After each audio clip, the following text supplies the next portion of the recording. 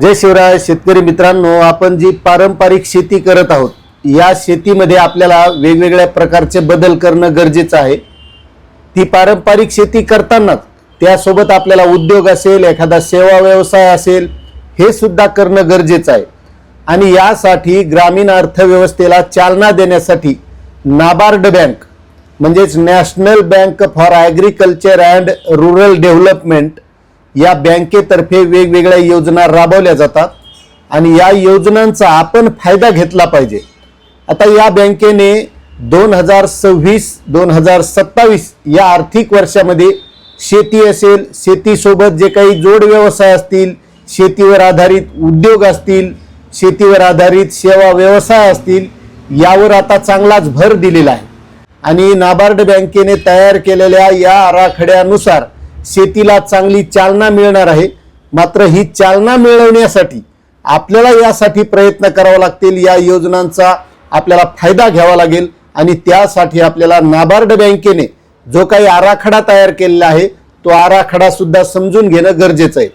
आता महत्त्वाची गोष्ट म्हणजे यामुळे फायदे काय काय होणार आहेत, तर शेती तर फायद्यात येणार आहे, मात्र शेतीवर आधारित जे काही इतर उद्योग असतील, व्यवसाय असतील, याला सुद्धा मोठी चालना मिळणार आहे।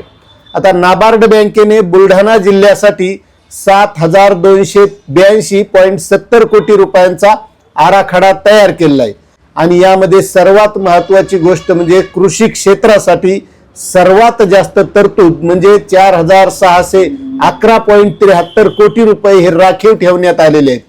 आता यामध्ये पीक कर्जासाठी आहेत 2702.10 कोटी रुपये, कृषी पूरक व अन्न प्रक्रिया उद्योग जे आहेत तर यांच्यासाठी 741.14 कोटी रुपये हे नाबार्ड बँकेने राखीव ठेवण्यात आलेले आहेत।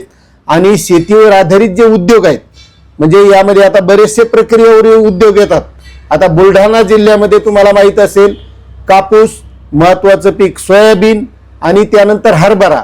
मात्र शेतकरी काय करतात, हा माल उत्पादित झाला की लगेच मार्केटमध्ये नेऊन विकायचा आणि मार्केटमध्ये विकल्याच्या नंतर व्यापारी किंवा उद्योजक त्यावर प्रक्रिया करून त्यामध्ये मूल्यवर्धन करतात, म्हणजे त्याची किंमत वाढवत असतात। मग असेच जर उद्योग आपल्यालाच करता आले तर किती बरं होईल। आणि त्यासाठीच ही योजना आहे। त्यामध्ये जलसंधारणासाठी 344.52 कोटी रुपयाची तरतूद आहे आणि शेतीला यांत्रिकीकरण करण्यासाठी 340 कोटी रुपयांची तरतूद ही नाबार्ड बँकेने केली। आणि बुलढाणा जिल्ह्याचं जे काही अर्थकारण आहे तर ते कापूस, हरभरा आणि सोयाबीन या 3 महत्त्वाच्या पिकावरच चालतंय। त्यामुळे यासाठी जे प्रक्रिया उद्योग असतील, दुग्ध व्यवसाय असतील किंवा गोदामे, शेतकरी उत्पादक कंपन्या यांना सुद्धा यापुढे नाबार्ड बँकेच्या माध्यमातून चांगलं प्रोत्साहन देण्यात येणार आहे। त्यामुळे शेतकऱ्यांनी यामध्ये महत्त्वाचा फायदा घेणं गरजेचं आहे की आपल्याला यावर काय उद्योग करता येऊ शकतात, काय व्यवसाय करू शकतात किंवा यासोबत सेवा व्यवसाय म्हणजे शेतकऱ्यांना नुसते या माध्यमातून सेवा द्यायच्या आणि त्या माध्यमातून सुद्धा एक चांगला रोजगार आपल्याला मिळवता येतो। आणि यासोबतच आणखी जी काही तरतूद केलेली आहे त्यामध्ये गृहनिर्माणासाठी 310.27 कोटी रुपयांची तरतूद आहे, शिक्षण क्षेत्रासाठी 41.11 कोटी रुपयांची तरतूद आहे, तर सामाजिक ज्या काही सुविधा आहेत त्यांच्यासाठी 41.10 कोटी रुपयांची तरतूद ही नाबार्ड बँकेने केली।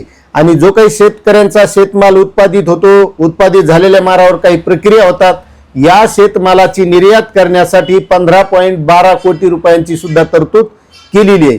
आता या तरतुदींचा आपल्याला फायदा कसा घ्यायचा आहे, तर मित्रांनो यासाठी ज्या काही आता योजना राबवल्या जातील मग त्यामध्ये उद्योग असेल, सेवा व्यवसाय असेल किंवा शेतीसाठी योजना असतील तर त्यासाठी आपण फायदा घेणं गरजेचं आहे।